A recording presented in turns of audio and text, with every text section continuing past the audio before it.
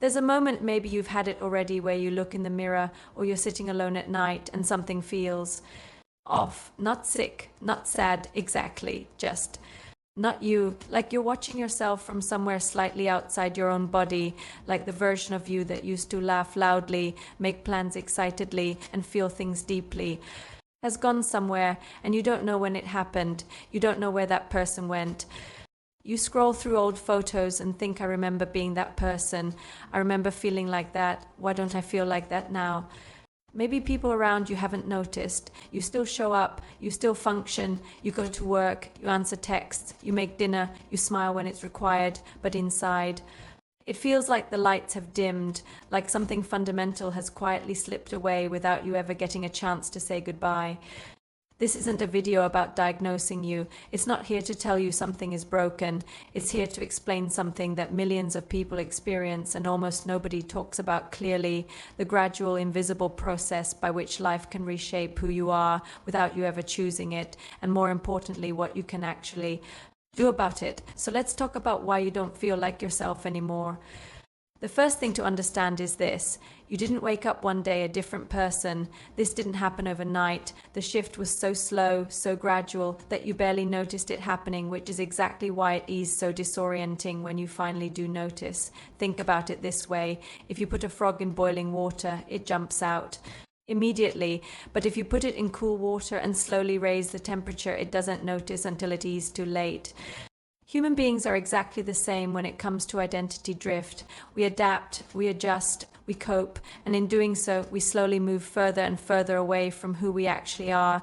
Maybe it started with a relationship that asked you to be smaller, so you got smaller. Maybe it was a job that rewarded a version of you that wasn't quite authentic, so you learned to perform that version better and better.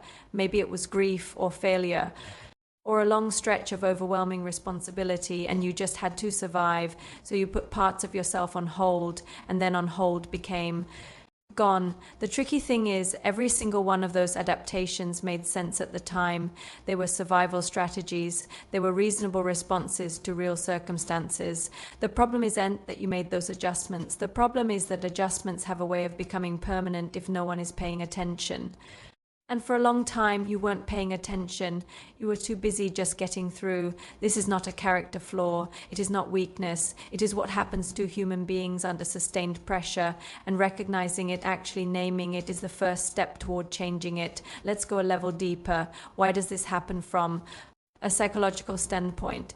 Why does extended stress, difficulty, or pressure cause us to lose touch with ourselves? The answer is emotional adaptation, and it is one of the most fascinating and heartbreaking features of the human mind.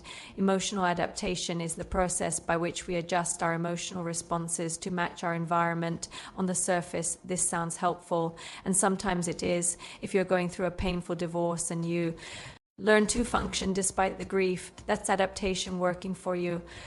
If you get used to a demanding schedule and stop feeling overwhelmed by it, that's adaptation too. But here's where it goes wrong. When the environment we're adapting to is consistently harsh, consistently unsafe, consistently demanding, or consistently disconnected from what we actually need, we don't just adapt our behavior, we start to adapt our sense of self.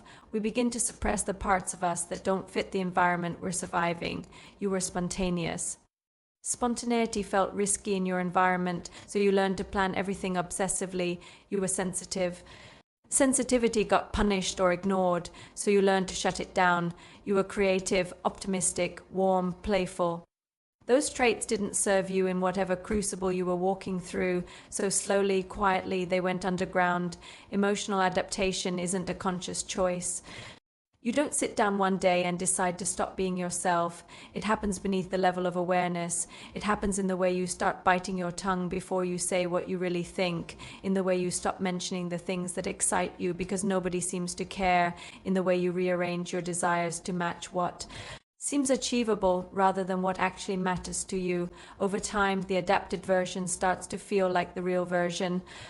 And the real version starts to feel like a stranger, or worse, a fantasy, something naive and unrealistic that you've outgrown. But you haven't outgrown it, you've buried it. There's also a neurological dimension to this that's important to understand, because it makes the whole thing less mysterious and more treatable: chronic stress. The kind that isn't a single dramatic event, but a sustained, low-grade pressure that goes on for months or years does measurable things to the brain. It affects the prefrontal cortex, the part of your brain responsible for self-awareness, decision-making, creativity, and the ability to reflect on who you are and what you want, and it ramps up the amygdala, the part of your brain responsible for threat detection and survival responses. In other words, when you are chronically stressed, your brain quite literally becomes less capable of introspection.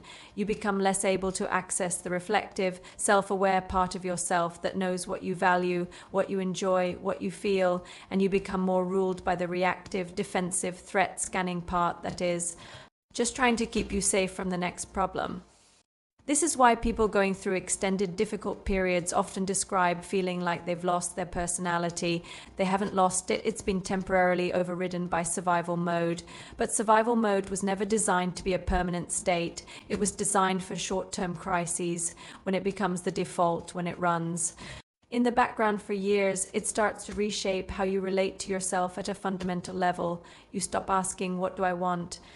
Because the brain operating in chronic stress mode doesn't deprioritize that question. It prioritizes what's the threat. And how do I get through today? Identity, meaning joy, connection, these feel like luxuries when your nervous system is stuck in a permanent low-level emergency. And here is the most painful part. From the outside and even from the inside, you might not even register this as stress anymore. It just becomes your normal. The tension in your chest feels normal. The inability to fully relax feels normal. The quiet sense of dread that follows you around feels normal. You don't even call it stress, you just call it life. One of the most common symptoms of the process we're describing is emotional numbness, that flat, distant feeling where you know you should feel something, but you just don't, where you feel like you're watching your own life through a pane of glass, slightly removed from the things that are happening to you. This is not a malfunction. This is actually your nervous system doing something incredibly sophisticated and protective. Emotional numbness is a defense mechanism specifically. It is what happens when the emotional system has been overwhelmed for long enough that it starts to shut down non-essential processing. Think of it like a circuit breaker. If too much electricity flows through a wire, the breaker trips to prevent a fire. Emotional numbness is your psyche doing the same thing, at some point feeling. Everything at full intensity became genuinely unsustainable, whether that was grief, anxiety, disappointment, loneliness, or rage. And so the system throttled back. It protected you by turning down the volume. The problem, of course, is that it doesn't just turn down the difficult emotions. It turns them all down. Joy, excitement, love, wonder, curiosity. The numbness doesn't discriminate. Once it's in place, you are operating at a fraction of your emotional range, and it starts to feel like who you are rather than a state you've entered. In response to circumstances, people often describe this as feeling like they're going through the motions, like they're present but not really there. They can laugh at something funny but not feel genuinely delighted. They can be with people they love but feel strangely alone. They can achieve things they worked hard for and feel almost nothing. This is incredibly disorienting, especially because from the outside you might look completely fine. You're functioning, you're showing up, but inside there's this quiet, persistent absence where something vital used to be, and the worst part. People often start to believe that the numbness is truth, that maybe they were never that deep, that maybe life just is this flat, that maybe they were naive to expect more. But that belief is the numbness talking. It is not reality. The feeling is real. The conclusion it points to is not. So this brings us to that haunting question that probably brought you here in the first place. Why do you feel like a stranger to yourself? Why does the old you feel so far away? Part of the answer is everything we've already covered, the adaptation, the stress, the numbness, but there's another layer that's worth naming specifically. Identity is not static. It is not a fixed thing you are born with that remains constant regardless of what happens to you. Identity is relational. It's built and maintained in relationship with your experiences, your environment, your connections, and your choices. When those things shift dramatically, identity shifts too. The old version of you existed in a specific context. Maybe you were younger, maybe you had fewer responsibilities, maybe you had close friendships that made you feel like yourself. Maybe you had a sense of possibility and openness about the future that current circumstances have made harder to access. That version of you wasn't more real, it was just supported by a different set of conditions. When those conditions changed, that version became harder to sustain, not because it was false, but because identity requires maintenance. It requires being in environments and relationships and practices that allow certain parts of you to be expressed and reinforced. When you're not in those environments, those parts atrophy like muscles you haven't used. There's also a loss of narrative continuity that happens during difficult periods. When we're going through something hard, we often stop reflecting, we stop journaling, we stop having the kinds of conversations that help us make sense of our experience. And without that reflection, the thread between who you were and who you are now can feel broken.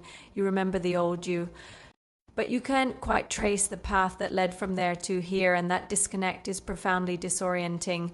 And finally, and this might be the hardest one to hear, sometimes you feel distant from your old self because you have been living for other people for a long time, meeting their needs, managing their emotions, being whoever they needed you to be, and at some point you simply lost track of what you needed, what you wanted, what you actually felt beneath the roles you were playing. The you that feels distant might not even be the past you, it might be the authentic you that never quite got to fully exist. So what do you do with all of this? How do you find your way back? The first thing to know is that you're not starting from scratch. The self that you're looking for isn't gone. It's not destroyed. It's suppressed, buried under layers of adaptation, survival strategy, and years of not being the priority. That means it can be uncovered. It means there's something to return to, not something to invent from nothing. Reconnecting with yourself is less like a dramatic transformation and more like a slow, patient excavation.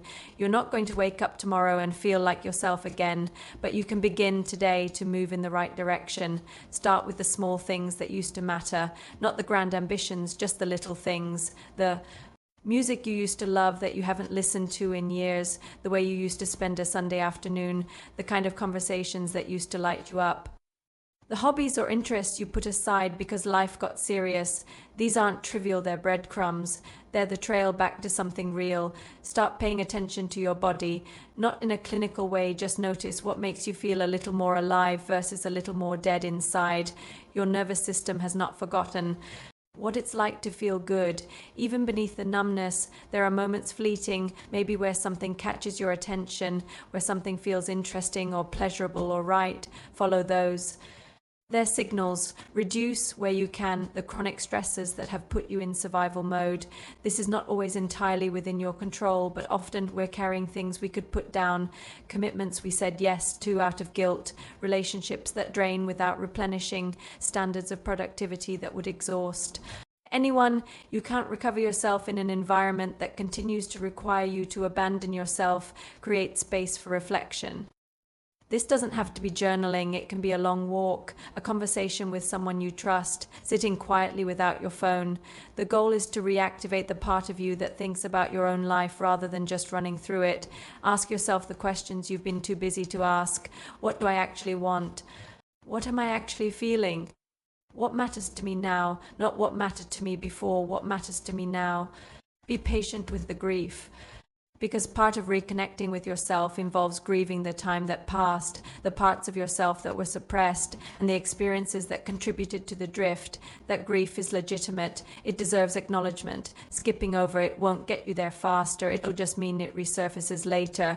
And finally, consider that the self you are trying to get back to might not be identical to who you were before. People who go through extended difficult periods and come out the other side don't always return to exactly who they were. Sometimes they return to something deeper, something more nuanced, something more honestly themselves than they were before the difficulty.